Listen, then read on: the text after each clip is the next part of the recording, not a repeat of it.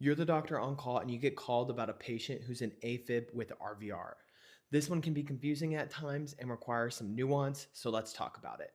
The first thing you want to do is determine, is this patient hemodynamically stable or unstable? And by hemodynamically unstable, I'm not talking about a blood pressure 90 over 60, they're sitting in bed talking to you and feel fine. I mean, low blood pressure, signs of hypoperfusion, maybe altered mental status. And in that scenario, you want to synchronize cardiovert them.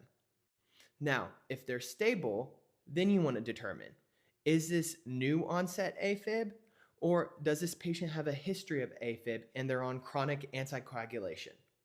If they're on chronic anticoagulation, it's fairly simple. You want to use a beta blocker, diltiazem, or amiodarone if they have an ejection fraction above 40%. If they have heart failure, you want to use a beta blocker like metoprolol or amiodarone. And if they're in a heart failure exacerbation, I usually go with amiodarone. Now, if this is new onset AFib and they're not on anticoagulation, it becomes a little bit more nuanced. You usually want to figure out, has this been present for longer than 48 hours?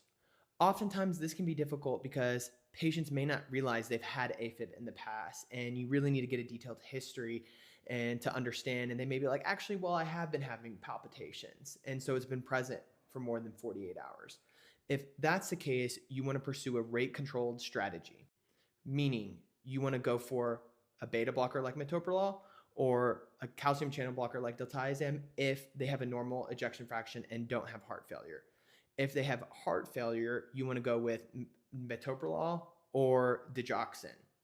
But ultimately, for these patients, you either want to put them on anticoagulation for 3 weeks and then cardiovert them, or do a TEE and cardioversion.